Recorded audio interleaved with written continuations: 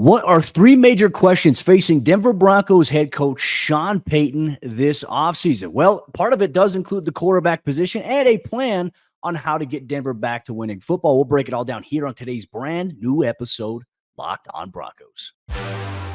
You are Locked On Broncos, your daily Denver Broncos podcast. Part of the Locked On Podcast Network. Your team every day. We all thought that last offseason was big for Broncos head coach Sean Payton. This offseason is going to be even more crucial if Denver hopes to get back onto a track where they can get back to the postseason. Welcome into a brand new episode, Locked On Broncos, your daily Denver Broncos podcast, part of the Locked On Podcast Network, your team every day. Thank you so much to everybody in Broncos Country for tuning in and making Locked On Broncos your first listen of the day every single day. You can get this podcast for free on YouTube or wherever you get your podcast. So do us a favor, subscribe down below or follow so you never miss out on what's going on with your favorite team as we focus on how to build this team inside and out all throughout the offseason, all the news. We have you covered here every single day, all year long. I'm Cody Roark, Broncos reporter for Mile High Sports, joined alongside by Sayre Bedinger, site expert, predominantlyorange.com. Sayre, as we kind of go through a little bit of a series here, three questions for some of the most important areas of this team. We're going to kick things off here with Broncos head coach Sean Payton as the offseason commences, and there's not a lot going on between now and the end of February. We know that March, the build up to free agency, will be here. But overall, there's going to be some planning and strategic initiatives put into place here by the Broncos, by Sean Payton, the front office, that are beginning right now. We won't find out about it till later, but there are a lot of questions about what is next for this team, and specifically some big questions ahead for Broncos head coach Sean Payton. And I think the number one question being, what is he going to do at the quarterback position, right? Because we know Sean Payton has final say over personnel in Denver, which means that he's got the final say over George Payton even. And I know there was a lot of debate about that last offseason and people thinking, well, no, Sean Payton is the final word when it comes to roster personnel. And therefore, he has to make the ultimate final decision, although we do believe that he will make it in unity with somebody like George Payton or, you know, the rest of the coaching staff thing. It's not just going to be no, this is my guy and this is what we're doing. Cody, I don't know what he's going to do. We've never seen Sean Payton in his history as an NFL head coach develop a rookie quarterback from the ground up. Now, what does that mean? Well, we know he's never used a first or second round draft pick on the quarterback position. He had Drew Brees for most of his time in New Orleans, which is awesome for him. I mean, Drew Brees came into New Orleans with a lot of question marks, injury history. The Chargers didn't want him, all those sorts of things. Sean Payton helped make him great. But then later down the line, he was going for guys like Teddy Bridgewater, Jameis Winston, more of the reclamation project types, as opposed to, you know, every year in the draft or leading up to the draft, we'd see rumors like, hey, the Saints are looking to trade up for X, Y, or Z. You know, one year it's Patrick Mahomes, another year it's Mac Jones, another year it's all the. So we heard all these rumors, but the Saints never pulled the trigger on a quarterback move. And so we've never seen Sean Payton working hand in hand with a rookie quarterback or a young quarterback like that. That to me opens up another box of questions, I think, at this position. Like, does that deter him, or is that are rookies a deterrent for him? Like, is he not really on board with starting a rookie quarterback? Like, where does Sean Payton come down on that? And just because it's never happened before doesn't mean it can't happen in 2024. I think we have to have that conversation, right? Because you and I, we talked about this in the last episode of the show here, but if we've done things the way that we've always done them, because that's how it's always been done, you can expect the same exact results, right? It's the definition of insanity, doing the same thing over and over again and expecting a different result. I think you made a great point in yesterday's episode of the show. Looking at the NFL playoff picture as it stands, these teams that are in that divisional round, these teams that are now going to the AFC, NFC championship, they have done things a different way than Denver has. They have completely invested in building their team around the quarterback and what he does well. They've drafted guys, with the exception of Jared Goff, who's obviously leading the Detroit Lions. But you look at what they've done with that offense and Ben Johnson's offense, they've built that offense around what Jared Goff can do, and it's complementary because you have a really good run game with David Montgomery, Jahmyr Gibbs, and you have a guy in Jared Goff who is very efficient as a passer. Don't believe me? Go back and watch the Broncos game. Go back and watch the playoff game last week. Jared Goff was cooking in that wild card round there, the divisional round. To me, Sayre, I think it kind of speaks to kind of like a bigger issue in terms of perception, right? Well, they've never done this, so they shouldn't do it.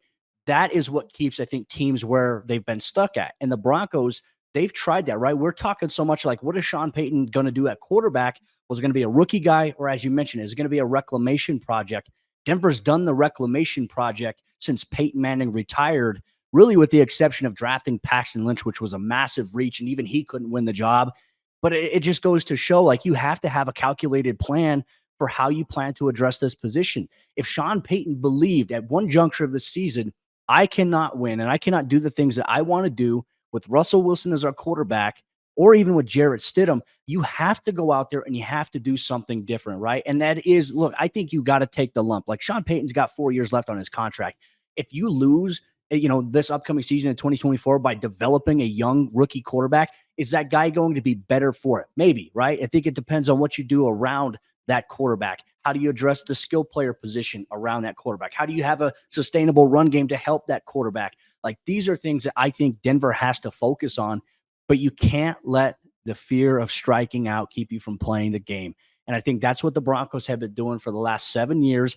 They made the attempt to get for Russell Wilson. Obviously, they traded for him.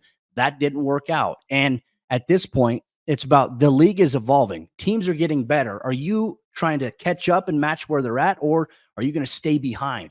Drafting a rookie quarterback, in my opinion, gives the Broncos the best bet to catch up to some of these other teams inside the AFC. 100%. And I think I'm in agreement with you on that. I think a lot of Broncos country is in agreement with that. I saw some mock drafts, Cody, come out over the weekend from guys like Daniel Jeremiah and a couple of others where, the Broncos are taking a cornerback or things like that. And we've even touched on that in this episode, in this show, right? And it's like, oh my gosh, can you imagine how frustrated this fan base will be if the team takes a corner in the first round? And not that not that Terry and Arnold is a bad player, or Kool-Aid Would be a great pick. Not bad player. Yeah, great picks, great players. It's just not where this team is at. Like, this team has to dive headfirst into the quarterback end of the pool. And Sean Payton and George Payton have to allow themselves to fall in love with a guy. I mean, George Payton has been gun shy. In 3 years, he's not drafted a quarterback. He stared Justin Fields straight in the face with that first round pick that he had, the very first one in 2021. Also, rumors that the Broncos liked Mac Jones that year. They stared him right in the face and passed on him. And I don't blame them for that, Cody. I'm not saying like, oh, well, they should have clearly taken those guys. And you can argue process over results. Like, yes, they should have taken Fields because you take that quarterback if you get the chance. I get that people think that way in terms of building a team and being the armchair GM, like we've all been there. But this is the year to dive headfirst into taking a quarterback. You may not get Caleb Williams. You may not get Drake May. You may not even get Jaden Daniels. Those guys could go 1, 2, 3 in the 2024 NFL draft, but you have to find a way to fall in love with somebody else, be it Bo Nix, Michael Penix. We talked about Michael Pratt. There's other quarterbacks in this class. You have to find somebody that you fall in love with and find a way to get them in the building and find a way to have this Sean Payton offense, which we hear constantly. It's so complicated. It's hard for quarterbacks to figure out. It's hard to get the terminology. It's hard to get on the same page. But at the same time, we see the results when it's flowing, when it's going well. You've got to get somebody in the building that's smart enough to learn that offense quickly, can acclimate to the teammates, because the Broncos have playmakers, Cody. I mean, they do. I know people like to harp at this. We'll talk about that coming up, but man, I could go on and on. Like, the Broncos have players that, just like the Houston Texans this year, Nico Collins was an afterthought for everybody going into this season. All of a sudden now he's a big time stud at the receiver position. Why? Because you got the QB situation figured out. And that's what the Broncos need, right? Nico Collins didn't just become a stud overnight. He's been a stud. You need a quarterback to throw the stud the ball. I think that's where the Broncos are at. Need to go headfirst into the QB section of the pool. Broncos country, we want to hear from you. What do you think Sean Payton should do? Should he go with the reclamation project, or should he bang the table and pound the drum? Whatever. I mean, that's a Carolina Panthers thing, so forgive me for that. But should he just bang on the table and say, you know what, we need to go get a young quarterback, build around him? What is your prognosis? Where do you think Denver should go? Let us know if you're watching on YouTube, or let us know on social media if you're listening wherever you get your podcast, at Cody Roark NFL, at Sayre Bedinger. One thing we will talk about is How can Sean Payton improve the offense? We'll dive deep into that here on today's brand new episode, Locked On Broncos. Today's Locked On Broncos is brought to you by our friends over there at FanDuel Sportsbook. And as you all know, FanDuel is America's #1 sportsbook. The NFL playoffs are continuing to heat up as we now head into championship weekend, the AFC and NFC championship game, with stakes on the line for each of these four teams for the big game in February. The NFL regular season has wrapped up, but there is still time to get in on the action with FanDuel, America's #1 sportsbook, for all the playoff action. And right now, new customers can get $150 in bonus bets guaranteed when you place a $5 bet. That's $150 in bonus bets, whether you win or lose. So sign up today's new customer, place a $5 bet, and you're going to get $150 in bonus bets that you can use on the AFC and NFC championship game. You can use it on other sports like the NBA, the NHL, or if you want to wait for the big game in February, you can use it on that as well. The app is super easy to use, and there are so many different ways to bet, like live same-game parlays. You can find bets in the new Explore tab. You can make a parlay in the Parlay Hub. It's the best way to find popular parlays and more. So visit FanDuel.com/lockedon and make your first bet a layup. FanDuel, the official partner of the NFL. Can Sean Payton improve an offense that even he dubbed average to below average this past season? What do the Broncos need to do to upgrade personnel? How can Sean Payton himself upgrade the offense? We're going to have that discussion on today's episode, Locked On Broncos, but want to say thank you to every single one of you that makes Locked On Broncos your first listen of the day every single day. Cody and I appreciate you so much for rocking with us, especially in the offseason. You everydayers know for the past year, 2 years, 3 years, I mean, every year, every single day here at Locked On Broncos, you got you covered. Every bit of Broncos news, every reserve future signing, every free agent pickup, every trade, every detail of the offseason going to be covered on this show. And we're going to ask questions like this. And we love asking hypothetical questions because what's more fun in the offseason than hypotheticals, right, Cody? So we can't thank Broncos Country enough for being part of this show wherever they listen to podcasts, or if you watch on YouTube, we appreciate you so much. And this question, how does Sean Payton elevate the offense this season? It deals with so much more than just on field. I mean, like we talked about in the first segment, he is the end all when it comes to personnel on this team. Where do you land with this question? How does he elevate the offense, or where does maybe the answer begin for you? I think more importantly is how can he improve as a play caller? I mean, there have been times this year in media scrums where we've been talking to Sean, and Sean, at times will be like, I could have made a better play. Like one thing he did in the end of the year press conference, he said, one time I called the wrong play and I felt horrible about it. Like he just called the wrong play in terms of the play that he actually had in mind there. So how do you improve as a play caller? Like, is everything happening way too fast? Like, is this a trust issue? Like, do you trust the guys that are up in the box relaying different information, like fronts and, what personnel's coming in and out? Like, is that influencing Sean, or is he overthinking? Like, I think overall, when you look at Denver's offense, Sayre, you were right. In the last segment, you talked about it. Denver's offense was drastically better than what we have grown accustomed to see over the course of the last 6 to 7 years. I think we can all agree on that. And even though that it was better, it still wasn't good enough, right? And so that's, I think, where the frustration kind of lies in Broncos country. So is it a play calling issue for Sean? Is he overthinking it? Is he overcomplicating it? We talked about the nature of this offense being complex in terms of terminology. Is it more so where everything that you're doing as a coach, is it based on what you know, or is it based on what your players do best? To me, I think there's got to be a balance between where Sean Payton knows and where he excels as a guy who sees the game at a very high level versus, can my guys that I have personnel-wise, can they do the things that I'm asking them to do? He's talked about that. He says, we have to, as coaches, have to adjust and know what our players can or can't do. I think the things that we've seen, Sayre, like when the run game isn't working, which was consistent all throughout 2023, it was frustrating. It's hard to expect the offense to ever have success if they can't run the football effectively or consistently. We'll dive deep into that here in a minute. But I also think that the route concepts, as you and I were talking about, it took until week 18 or week 17 of the regular season to see slant routes being run and actually being thrown by Jarrett Stidham to guys like Jerry Jeudy. And we've seen just overall Denver's route concepts have been long developing, taking time. And that is something that Denver, unfortunately, never had the luxury of having consistently enough, was being able to stand in the pocket for 5 to 6 seconds to be able to set up those things. The concepts were there. Guys were schemed open, but overall, it wasn't consistent enough. So in my opinion. Is that something that Sean can improve as a play caller himself, or can he delegate that to somebody and focus on being the CEO type? I don't know if that's in his blood. Yeah, I agree with you. I don't know if it is either, but I think you bring up a great point because this past season was kind of a perfect example of, hey, Sean Payton said he's going to come in and play Russell Wilson's greatest hits, right? And we saw that. I mean, we saw Russell Wilson playing out of structure. We saw the the Broncos were really good a lot of times, Cody, in the 2-minute drill, both at end of half and at the end of the game situations. And Russell did a great job playing off the script and getting out of the pocket and making amazing throws, incredible, some of the craziest throws you'll ever see.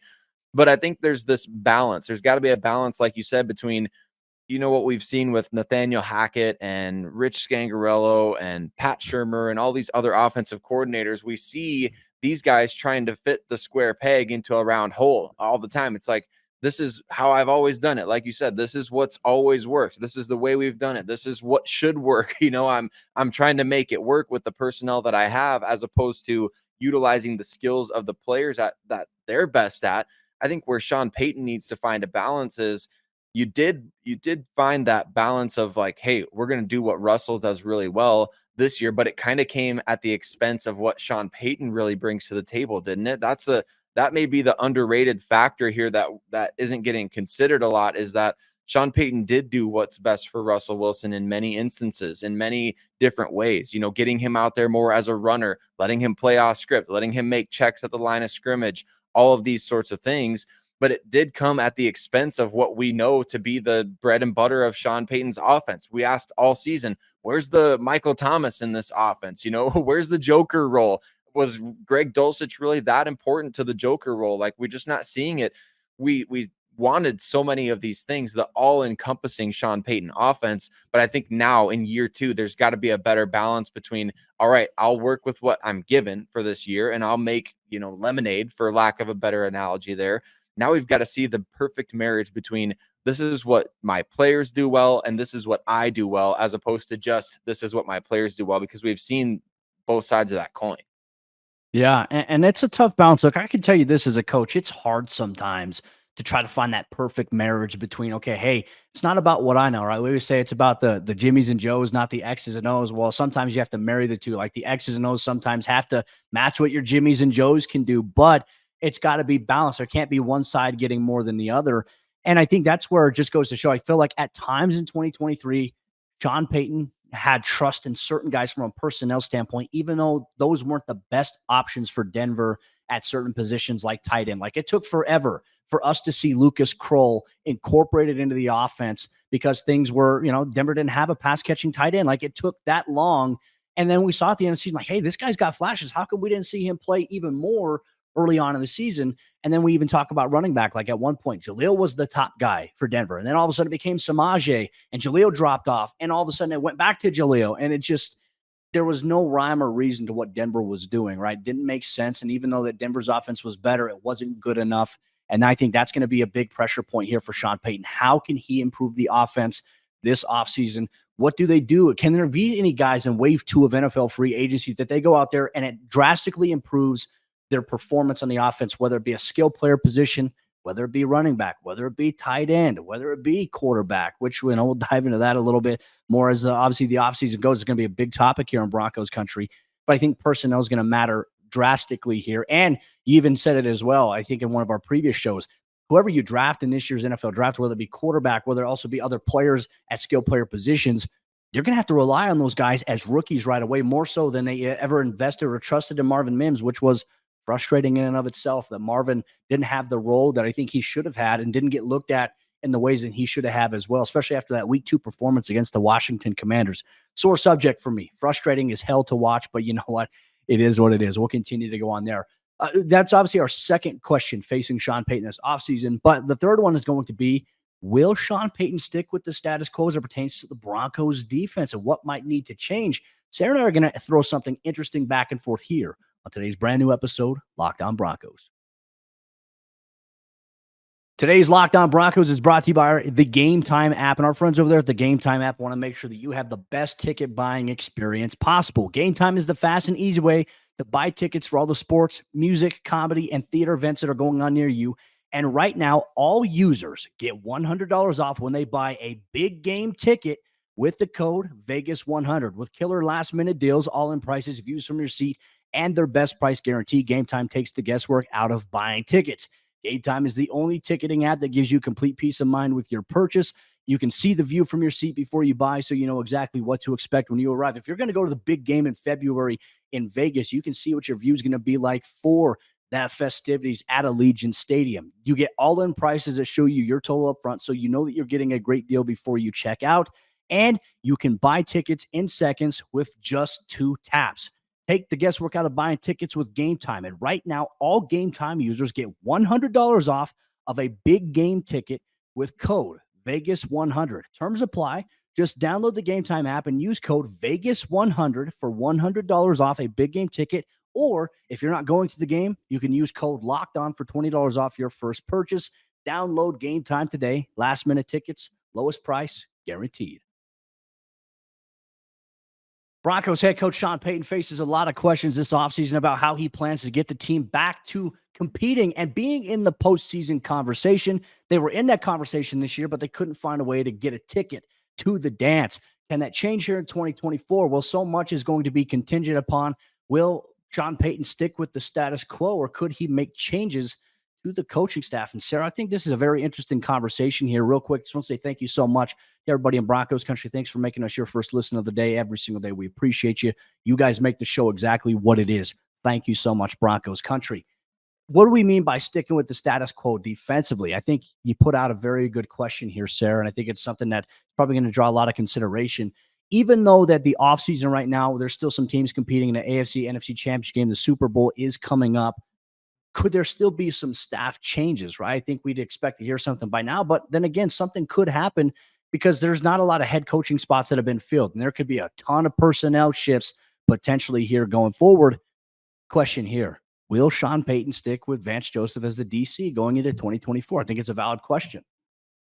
Yeah, and I'm fascinated to find out what the answer is because really, you could look. I think you have to look at last season on the whole, right? You can't just cherry pick the best parts of it, and that goes for everybody on the roster, on the coaching staff, etc.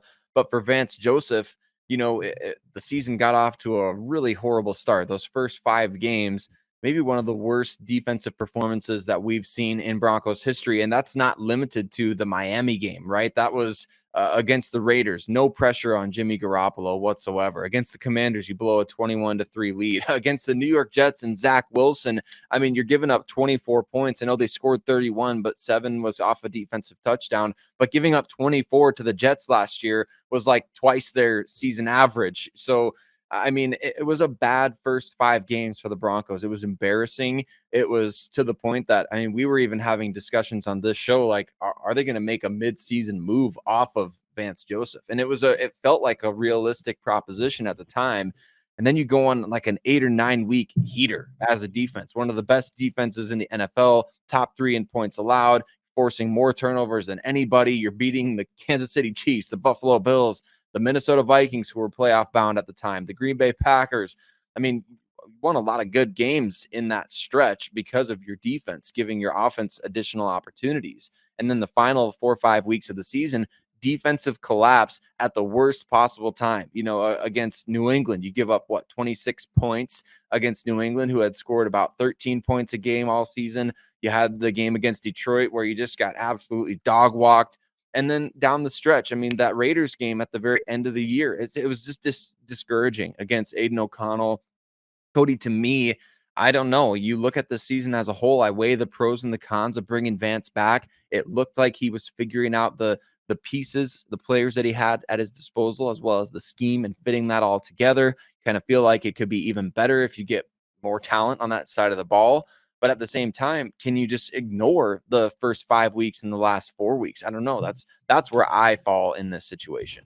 I mean, that's 9 games right there. That's 9 games of sample size where it wasn't great, and I think that's where the challenge is here for Sean Payton. And look, maybe it comes with an ask or a contingency like, Vance, like our defense is not best suited to run out of the 3-4 look. Maybe it's, as you and I have talked about, like I think Denver should maybe transition to a 4-3 look.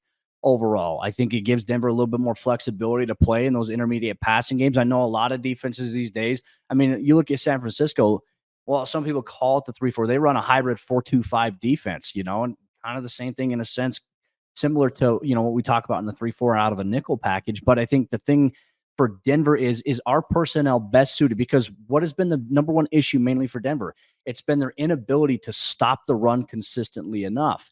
And the time where we saw them shut down like a rushing offense led by Derrick Henry, it was when they transitioned to the 4-3 scheme under Ejiro Evero for a game, and they held him to I think it was under 60 yards, if I'm not mistaken. But then Ryan Tannehill hurt them in the passing game in that. So, like, for me, it's where's the balance here in terms of what Denver can do to best maximize their defense? Is it personnel changes? Possibly. But I also think a scheme change has to be discussed here going forward. I mean, I don't know how you feel about it.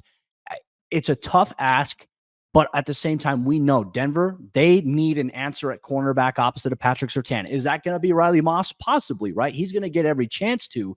But then what are you going to do at safety next to Justin Simmons? If PJ Locke obviously said to become an unrestricted free agent, could be departing if he gets money to go play elsewhere. And then you have Caden Stearns coming off of an injury, can be the guy that starts next to Justin Simmons. I have no doubt about that. And now it'd actually be pretty exciting to see if PJ were to leave, that you have a guy like Stearns there. But with the health concerns, the overall lack of clarity at the depth position there, linebacker, what's the plan with Drew Sanders? I mean, defensive line, what is that going to be like? Because Denver simply didn't get enough production out of the other D end opposite of Zach Allen, and they didn't get enough push in the interior. So how does all this factor into a potential decision from Sean Payton regarding what the defense and what Vance Joseph should do? I think he's going to have to consider the alternatives, right? I mean, is sticking with continuity better than just switching it up for the sake of switching it up, right? I mean, does he believe that somebody can come in and call such a better defense than Vance with, some carryover? And I think that's where I kind of tend to lean towards that side of let's see what he can do with a second year, right? Because you can't always just make sweeping changes after year one. The defense, the personnel that's actually been longer tenured in Denver. I mean, how many different defensive coordinators have they had now? I mean, even if you just look at Pat Surtain, you're talking about Vic Fangio, Ejiro Evero, and now Vance Joseph. So that's 3 in 3 years. So I just don't know if you want to change it again just for the sake of changing it, unless you feel like you can get such a substantial upgrade that, we have to, like, there's no way we could ignore this possibility, right? That's where I kind of fall in like the logic of the Cowboys not moving off Mike McCarthy when you have Jim Harbaugh and Bill Belichick and Mike Vrabel and all these other guys in the pool. It's like there's a clear upgrade out there and you just have to go try to get it. The Broncos defensive coordinator situation, I don't know that really exists right now. I think that Vance Joseph and carryover, we saw some of the best of what he could do. I think you maybe do buy into that a little bit. Part of me is now wondering too. I mean, we obviously know that Antonio Pierce got hired by the Raiders. Instead of being the interim guy, he's going to be their head coach. Does Patrick Graham return for them? And if not, like, Patrick Graham would be a very interesting name. Did a really tremendous job with the New York Giants and then moved to the Raiders and got the Raiders to play. Like, they didn't have their best personnel, but he's gotten them to play at a high level. And like I said, I think that there could be something there in terms of maybe what Denver could do. But is a change the best option here for Denver Broncos country? We want to hear from you down in the YouTube comments if you're watching on YouTube, or we want to hear from you on social media if you're listening wherever you get your podcast, at Cody Roark NFL, at Sayre Bedinger, at Locked On Broncos. These are the three biggest questions that we had here for Broncos head coach Sean Payton as the offseason commences. To recap here, how will he address the quarterback position long-term? Can he improve the offense? And more importantly, will he stick with the status quo defensively? Let us know your thoughts on today's episode, Locked On Broncos. We'll be back again for another episode tomorrow on Locked On Broncos as Sayre and I, for all the everydayers out there, what you can expect. We're going to look at three of the biggest questions surrounding Broncos GM George Payton and maybe some of the decisions he can make coming up here this offseason. You'll get that on tomorrow's brand new episode, Locked On Broncos.